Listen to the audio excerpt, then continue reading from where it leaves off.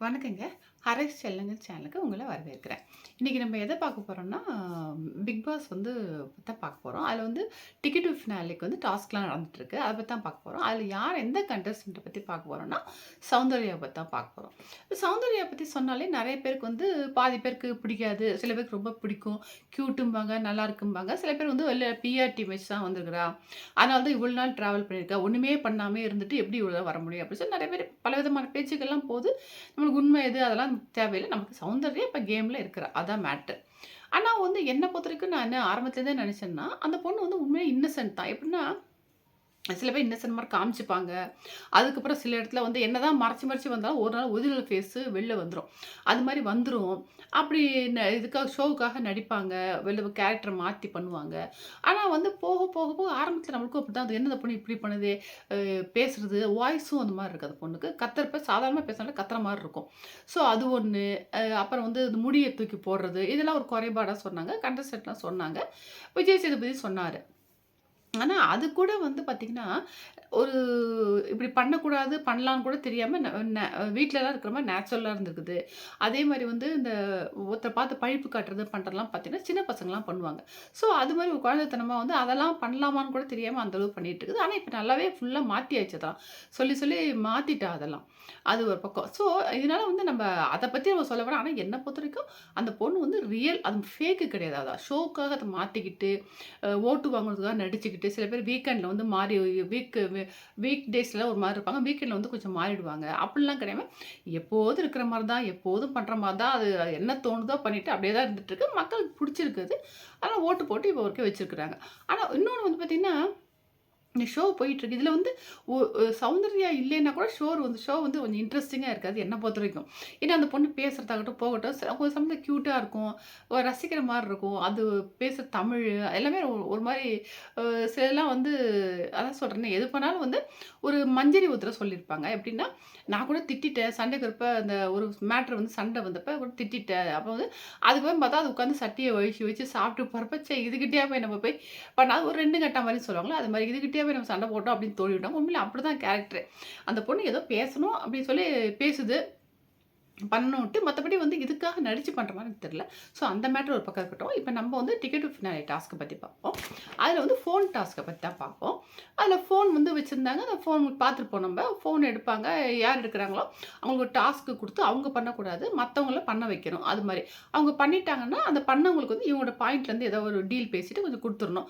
Suppose அவங்க பண்ணலன்னு வச்சுக்கங்களேன், இவங்க குடுத்து ஒரு அவங்க டாஸ்க் வந்து இப்ப எனக்கு குடுக்குறாங்க. நான் வந்து இன்னொருத்தர பண்ண சொல்றேன். அவங்க டாஸ்க் பண்ணலைன்னா, நம்ம அந்த கேம் விட்டு போயிடுவோம். அப்படிதான் அந்த கேம் இருந்தது.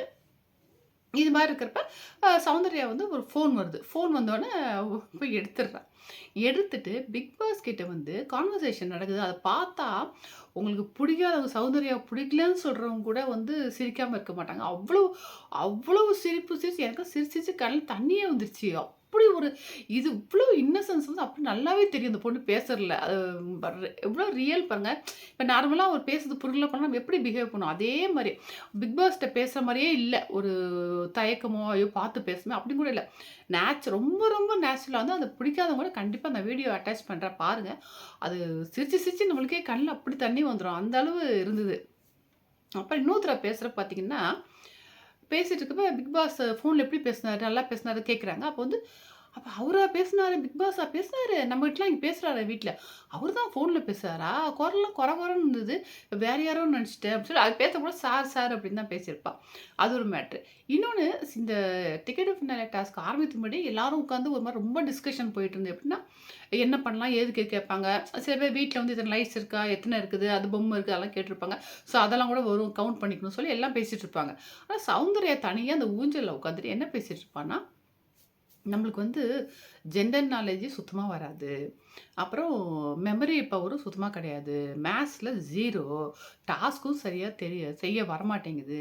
அப்புறம் என்னதான் டாஸ்க் என்னதான் வரும்? என்ன பண்ணுவோம்னு புரியல. அத பத்தி சுயமாவே சொல்லிப்பா. ஒரு ஓப்பனா என்னென்ன நம்ம வந்து 0 அப்படிங்கிறத ஓப்பனா ஒத்துக்கிட்டு, ஓப்பனா பேசுவா. அப்படி யாருமே இதுவரைக்கும் நடந்த சீசன்ல யாரும் அவங்கள பத்தியே வந்து உள்ளது உள்ளபடி சொன்னபடி பார்த்தது கிடையாது. ஆனா ரொம்ப ஓப்பனா எதுவா இருந்தாலும் ஓப்பன் டைப்பா தான் இருக்கிறா. அது உண்மையிலேயே ரொம்ப வந்து ரசிக்கிற மாரி இருக்கும். பிடிக்காதவங்களுக்கு பார்த்தாங்கன்னா சிரிக்காம இருக்கவே மாட்டாங்க கண்டிப்பா. ஏன்னா 1 எபிசோட்ல வந்து அது கொஞ்சமா தான் காமிச்சிருந்தாங்க. இந்த காமெடிலாம் வரல. அதுக்கப்புறம் 24 ஹார்ஸ்ல தான் வந்து காமிச்சிருந்தாங்க. அது நீங்க பாருங்க. அது ஒண்ணு. அதே மாரி அந்த இது பால ரோல் பண்ணிவிட்டு அந்த பின்லாம் விழ வைக்கணும்ல, அந்த பின்ஸ்லாம். அதில கூட பார்த்தீங்கன்னா, அருணோட பாயிண்ட் வந்தப்போ எல்லாரும் அருண் விழ வைக்கலன்னோனே பாயிண்ட்ட பிரிச்சிங்கன்னு சொன்னாங்க. அப்ப கூட ஐயோ! அந்த பாயிண்ட் வந்து எனக்கு வேண்டாம். அது சும்மா வந்து வேண்டாங்கிற மாரி தான் ஒவ்வொருத்தரும் விட்டு குடுத்தாங்க. சௌந்தர்யா விட்டு குடுத்துட்டா. அதே மாரி ஜாக்லின் வந்து வந்து அந்த பின்ஸ் எல்லாம் வந்து தள்ளி விடுறப்ப, சௌந்தர்யா மட்டும் அப்படியே நின்னுச்சு. ஸோ ஜாக்லின் பாயிண்ட் குடுத்துட்டாங்க. அத கூட வந்து நானே ஜெயிச்சு வாங்கி தான் நல்லாயிருக்கும் மாரி ஒரு ஃபீல் பண்ணேன். அது ஒண்ணு. அதே மாரி இவளும் அந்த பால வந்து உருட்டி விட்டு, அந்த பின்ஸ் எல்லாம் விழ வைக்கிறதுல வந்து 2ண்ட் அட்டெம்ப்ட்ல வந்து ஃபுல்லா பண்ணியாச்சு. அவ்ளோ சந்தோஷம். எல்லார்கிட்டயும் போய் நானே விளையாந்து இந்த பாயிண்ட்ட வாங்கினேன். ஒரு குழந்தை மாரி எல்லார்கிட்டயும் போய் சொல்லிட்டு இருந்தேன். ரொம்ப ரசிக்கிற மாரி இருந்தது. இது உங்கள்ட்ட ஷேர் பண்ணணும்னு நெனச்சேன். மெயினா அந்த வீடியோ வந்து நீங்க பாருங்க. கண்டிப்பா அவ்ளோ காமெடியா இருக்கும். உங்களுக்கு சிரிப்ப அடக்கவே முடியாது. ஹலோ, கேக்குதா? சௌந்தர்யா சொல்லுங்க. நான் பேசுறது கேக்குதா? நீங்க பேசுறது கேக்குது.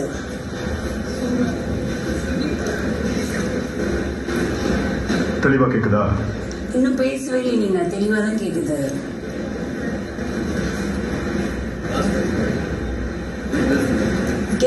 சௌந்தர்யா, ஏதாவது சொல்லிட்டு இருக்கீங்களா? நீங்க தேர்வு செய்யும் நபருக்கான டாஸ்க்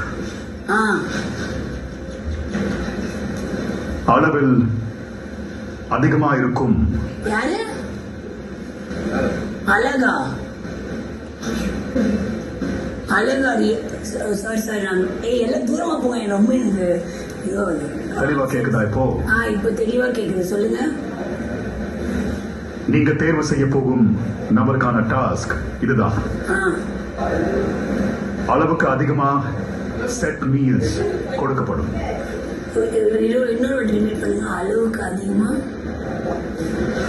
தள்ளி போங்க. அப்படிதான் நிறைய குவான்டிட்டியில தாலி மீல்ஸ் கொடுக்கப்படும். செட் மீல்ஸ் கொடுக்கப்படும். சார் எனக்கு ஒழுங்கா கேட்கல சார். ஒரு மாதிரி கரகரன்னு கேக்குது. நீங்க கரெக்டா அந்த வார்த்தை மட்டும் கரகரன்னு கேக்குது.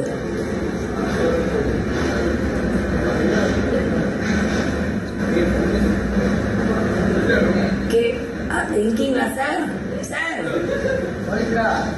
சௌந்தர்யா, பதட்டப்படாம தெளிவா கேளுங்க. சரி. நீங்க தேர்வு செய்ய போகும் நபருக்கு மீல்ஸ் கொடுக்கப்படும். சாப்பாடு அதிக அளவுல கொடுக்கப்படும் அளவிலான அந்த சாப்பாடை மொத்தமா அந்த நபர் 45 நிமிடங்களுக்குள்ள 45 மினிட்ஸ் அதுக்குள்ள சாப்பிட்டு முடிக்கணும். எவ்வளவு குவான்டிட்டியா இருந்தாலும் அதை மொத்தமா சாப்பிட்டு முடிக்கணும். புரிஞ்சுதா? Okay done. சரி, இதுதான் டாஸ்க்.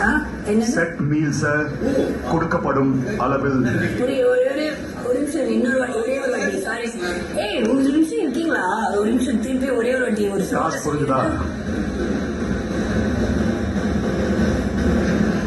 செட் மீல்ஸ் கொடுக்கப்படும் அளவில் மொத்தமாக 45 நிமிடங்களுக்குள் சாப்பிட்டு முடிக்கணும். இதுதான் டாஸ்க். ஓகே. யாரை தேர்வு செய்ய போறீங்க?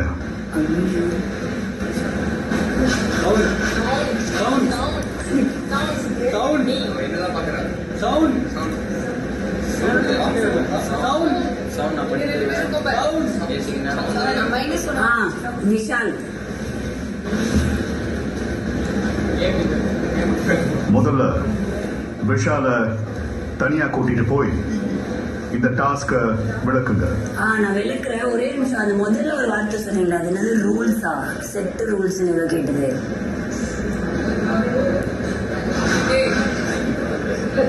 கொடுக்க சாப்பாடு. அதுதான் அப்படி சொன்னீங்களா? செட். அது சரி. Set meals. செட் ரூல்ஸா? சாப்பாடுக்கு இங்கிலீஷ்ல என்ன? சாப்பாடுக்கு இங்கிலீஷ்ல ஃபுட்டு. ஹோட்டல்ல போனா என்ன கேட்பீங்க? ஒரு செட். ஓகே, சரி சரி சரி, ஓகே. புரிஞ்சுதா? ஆ அத